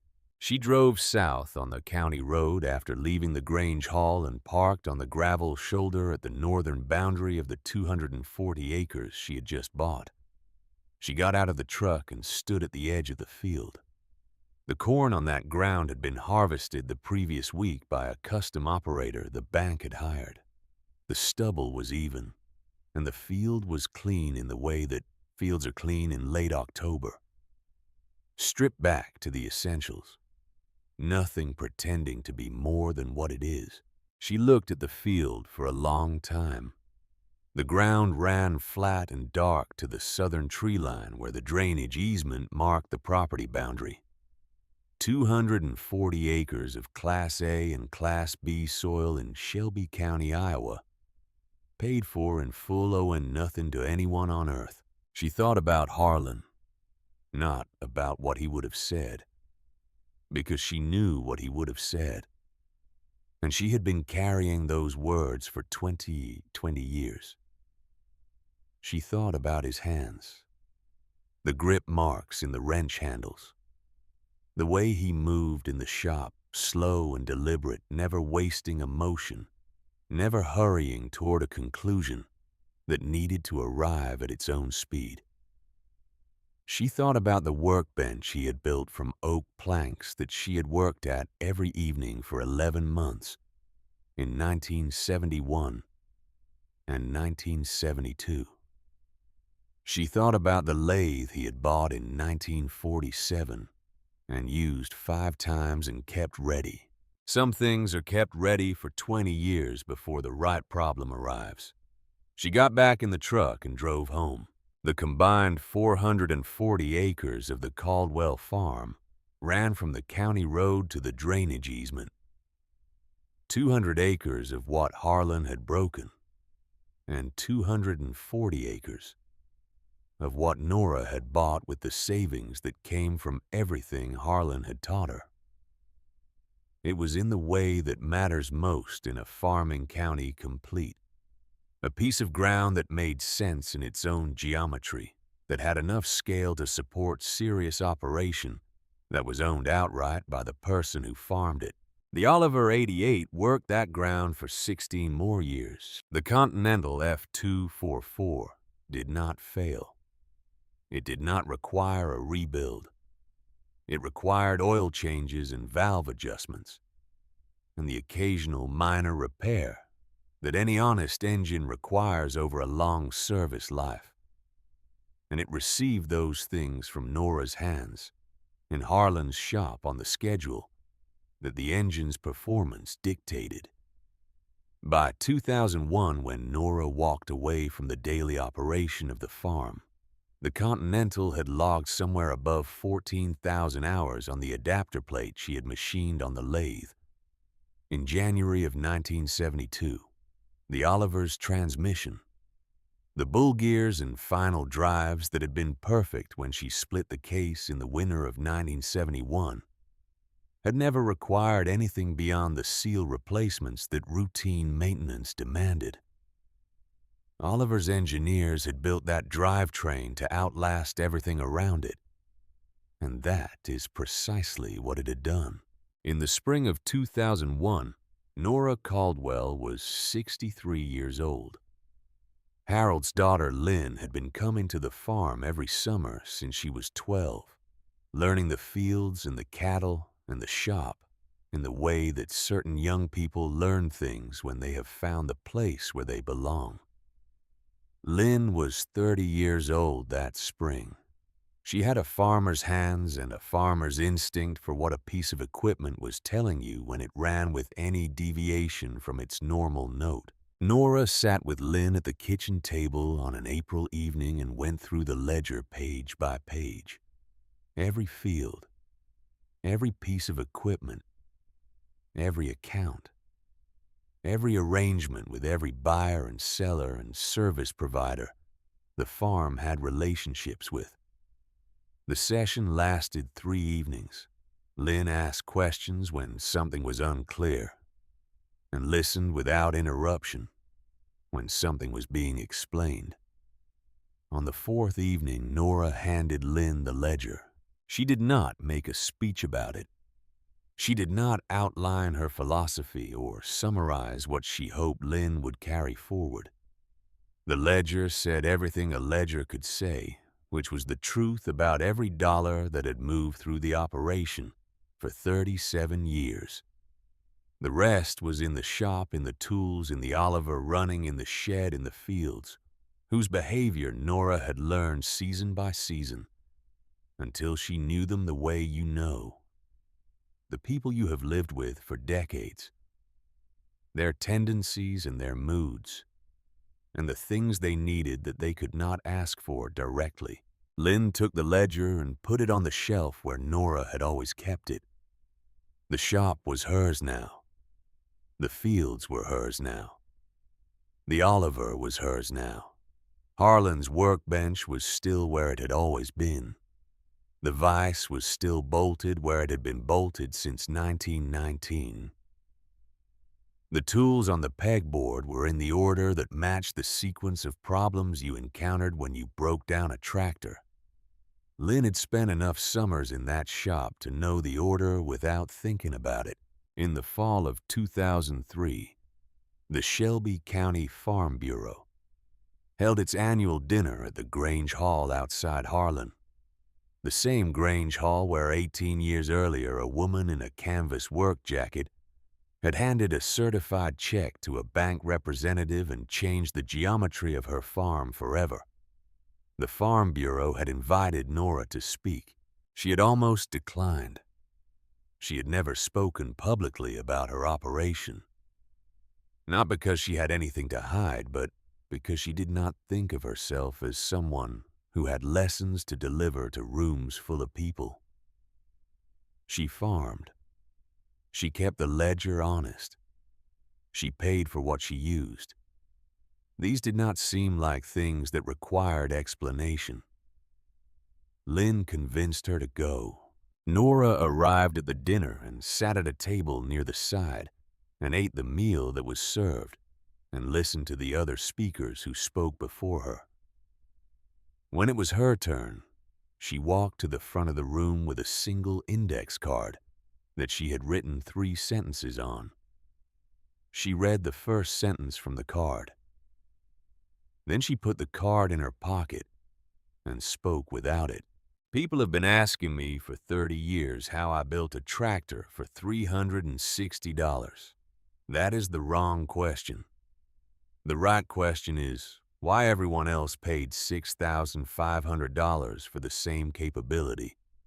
She paused. I did not do anything special.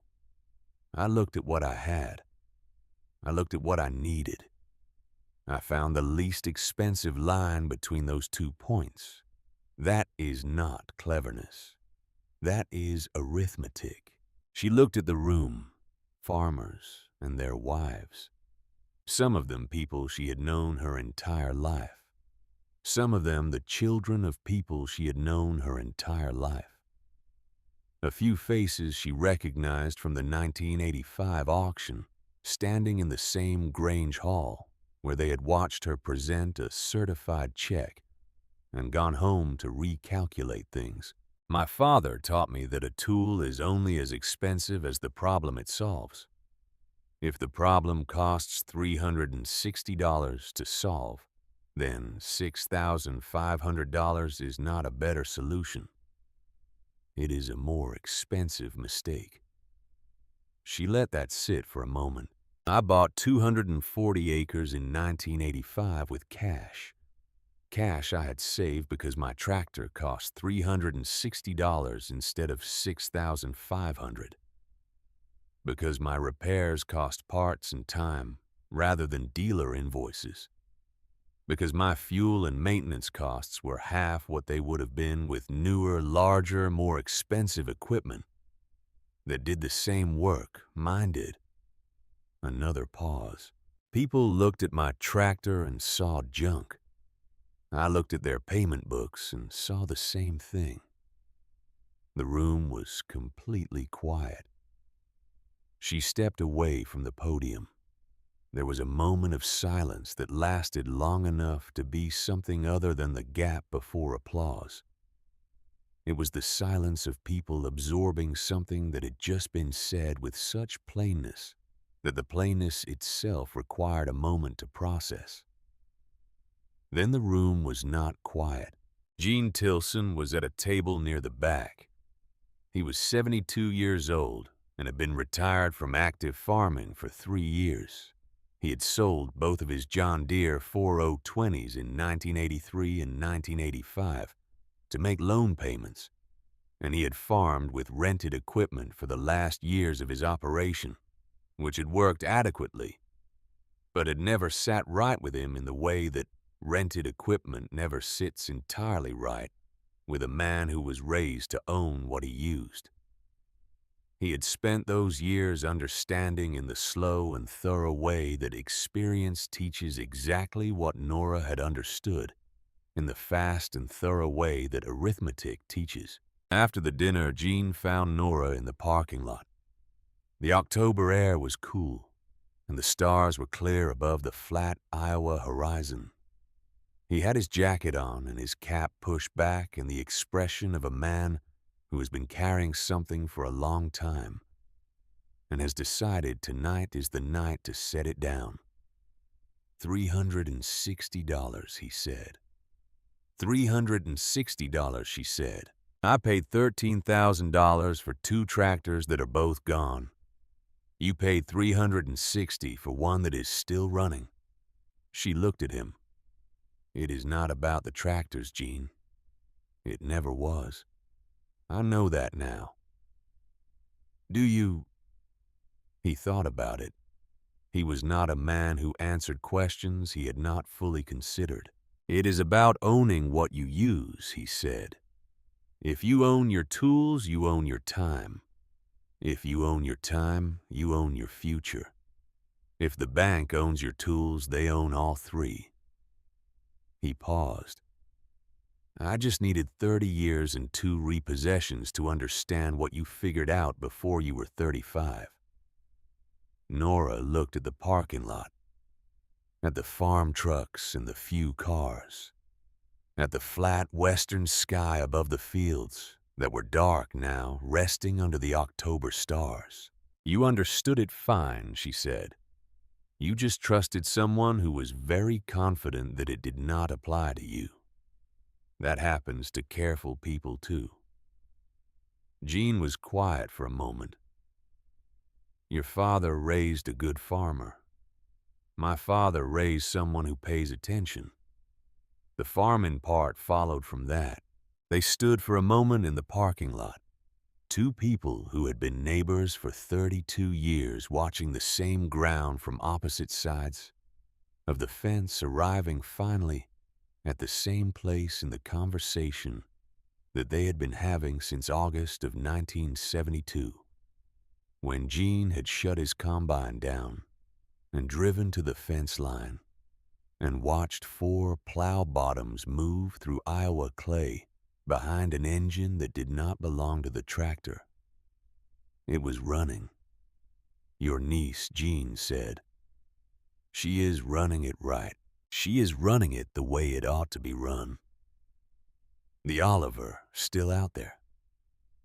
The Oliver is still out there. Gene nodded. He put his hand out. Nora shook it. They walked to their separate trucks. Lynn Caldwell farms the 440 acres today. She farms them the way Nora farmed them and the way Harlan farmed them before that, carefully and in cash, with a ledger that tells the truth about every dollar, and a shop that holds the tools of 3 generations, arranged in the order that makes sense to a person who uses them daily. The Oliver 88 is in the shed, where it has always been. The Continental F244 engine that Nora pulled from a Carroll County skid loader in July of 1970 and rebuilt on the workbench in the winter of 1971 still starts on the first attempt on cold mornings. The adapter plate that took 3 weekends and 1 false start, and the full capacity of a lathe that had been waiting 24 years for the right problem, is still connecting that engine to the Oliver's transmission. The bull gears in the final drives that Nora judged perfect when she split the case in the winter of 1971 are still turning, still meeting spec, still doing exactly what Oliver's engineers designed them to do in 1948. Harlan's workbench is still where it has always been. The vise is still bolted where it has been since 1919. Lynn's oldest boy is 14. He is learning the drill press. He is learning the lathe. He is learning to read the ledger and understand what it says about the difference between cost and value, between what something is worth and what something costs, between a tool that is paid for and a tool that is paying someone else. He will understand it completely by the time he needs to. That is how it has always worked in this shop, in this county, on this ground. Let me ask you something before we are done. When you look at a rusted machine behind a collapsed barn, what do you see? Most people see the end of something. A machine that has given what it had to give and been left where it stopped. Scrap value, nostalgia, a photograph, something that belongs to a past that is not coming back. The auctioneer saw $25 in cast iron. The salvage man saw a load he did not want to haul. The county saw a $40 punchline. Frank Stover saw the most expensive firewood in Shelby County. Nora Caldwell saw a drivetrain that Oliver's best engineers had overbuilt by a comfortable margin. She saw a set of bull gears machined to tolerances that were waiting for more power than they had ever received. She saw a transmission that would outlast every other component of the machine by decades. She saw a frame that was straight and true and would accept a Continental engine if the mountain was built correctly, and the adapter plate was machined to within 1/1000th of an inch. She saw her father's shop. She saw her father's lathe waiting 24 years for the right problem. She saw $360 and 11 months of evenings. She saw 240 acres of Iowa black soil that nobody had offered for yet. That is the difference between a person who sees what something is and a person who sees what something could become. A buyer looks at a price and pays it. A builder looks at what the world has discarded and understands what it is still capable of. Nora Caldwell paid $40 for a machine the county laughed at. She spent $320 more and 11 months of her evenings building it into a tractor that outpulled machines costing $6,500. She farmed 440 paid-for acres for 30 years. She saved $91,000 while her neighbors saved nothing. She bought 240 acres at auction while the men who had laughed at her were standing in other auction crowds, watching their own land sell for whatever the bank would accept. She ran that Continental engine for more than 14,000 hours without a major repair. She passed a 440-acre paid-for farm to the next generation with no debt, no mortgage, no equipment loans, and no payments of any kind owed to any institution on earth. They said nobody wanted that tractor. Nora Caldwell wanted it. And when the county finally understood what it had watched for 14 years, not just the plowing, not just the power, not just the $360 against $6,500, but the $91,000 in the bank account, and the 240 acres at auction, and the Continental still running after everything else in the yard had been replaced twice over. They understood what Nora had known from the moment she said $40 in the Shelby County auction yard on a Tuesday morning in September of 1971. The most expensive tractor in the county is not the one that costs the most. It is the one you are still making payments on when the land next door goes to auction.